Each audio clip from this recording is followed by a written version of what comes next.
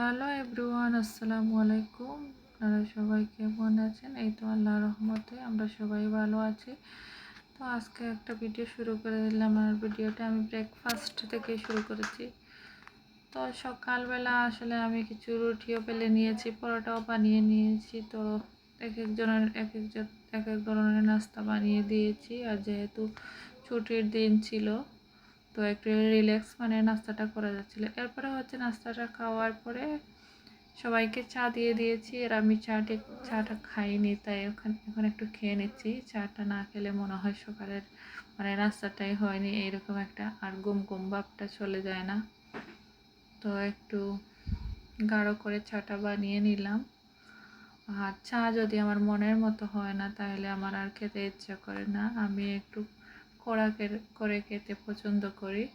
আর আমি সবার ভিডিওর শুরুতে অনেক কথাই বলে ফেললাম। আর কথা বলতে লাগলে আসলে অনেক কথাই বলা যায়। তো এখানে রান্না বান্নাটাও বসিয়ে দিচ্ছি, যেহেতু রান্না করতে করতে একটু সময় লাগবে। আর একটা মাছও ভিজিয়ে নিলাম, এটা আজকে ফ্রাই করব। তো এটা কিছুক্ষণ ভেজার পরে আমি পরিষ্কার করে নেব। আর এই মাছগুলো মানে কেটে নেওয়া অনেকটাই ঝামেলা। আর আপনারা যারা আমার ভিডিও দেখছেন, যদি ভালো লাগে থাকে তাহলে আমার চ্যানেলটাকে সাবস্ক্রাইব করে দিবেন, আমার পাশে থাকবেন। আর এদিকে হচ্ছে ডালটা রান্না বসিয়ে দিয়েছি। আজকে হচ্ছে আম ডাল রান্না করব। তো এইবার আম ডালটা খাওয়া হয়নি।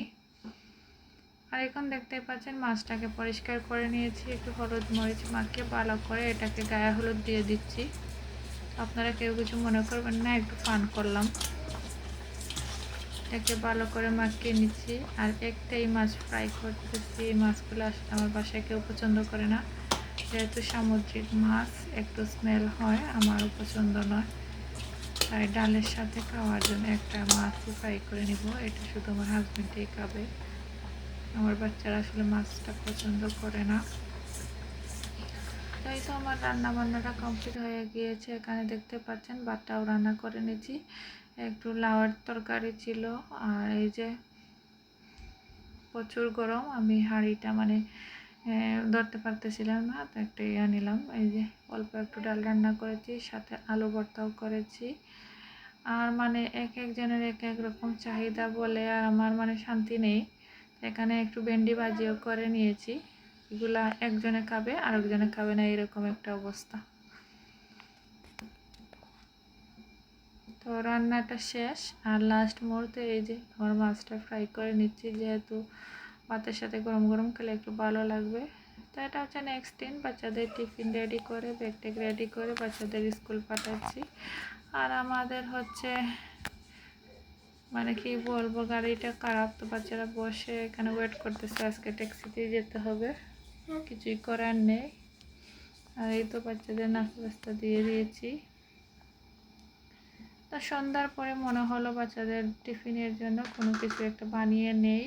সবসময় তো মানে রেডিমেড ওগুলো দিয়ে থাকি। তো আজকে কিছু ডোনাট বানিয়ে নিলাম। আর ডোনাটগুলো মাশাআল্লাহ দেখতে অনেক সুন্দর হয়েছে, ফুলে উঠেছে।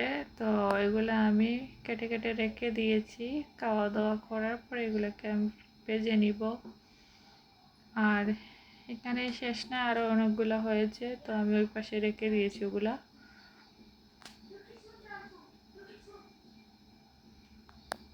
প্রতিদিন আসলে বাচ্চাদের টিফিনে কি দিব একটা ঝামেলাই থাকে।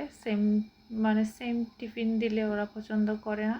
তো এই যে এখানে আরও কিছু ডোনাট ছিল, এগুলো মানে নর্মাল ফ্রিজেই রেখে দিয়েছি। যেহেতু হাতে কিছু কাজ আছে, ওগুলা শেষ করে ওগুলাতে আমি মানে কাজে লাগবো।